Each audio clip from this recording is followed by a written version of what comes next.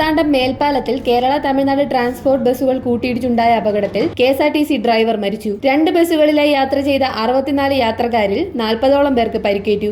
എറണാകുളം ചോറ്റാനിക്കര സ്വദേശി പാപ്പനംകോട് ഡിപ്പോയിലെ ഡ്രൈവർ അനീഷ് കൃഷ്ണനാണ് മരിച്ചത്. നാഗർകോവിലിൽ നിന്ന് തിരുവനന്തപുരത്തേക്ക് 30 യാത്രക്കാരുമായി വന്ന KSRTC ബസ് മാർത്താണ്ഡത്ത് മേൽപ്പാലത്തിൽ വെച്ച് മുന്നിൽ പോയ ലോറിയെ കടക്കാൻ ശ്രമിച്ചു. ഇതേ സമയം എതിരെ വന്ന തമിഴ്നാട് ട്രാൻസ്പോർട്ട് ബസ്സുമായി കൂട്ടിയിടിക്കുകയായിരുന്നു. 2 ബസ്സുകളുടെയും മുൻഭാഗം തകർന്നു. 2 ബസ്സിലെയും ഡ്രൈവർ പുറത്തിറങ്ങാനാകാത്ത വിധം സീറ്റുകളിൽ കുടുങ്ങി. നാട്ടുകാർ യാത്രക്കാരെയും ഡ്രൈവർമാരെയും പുറത്തെടുത്തു. അപകടത്തെ തുടർന്ന് സ്ഥലത്തെത്തിയ 5 ആംബുലൻസുകളിലായി പരിക്കേറ്റവരെ സമീപത്തുള്ള ആശുപത്രികളിൽ എത്തിച്ചു.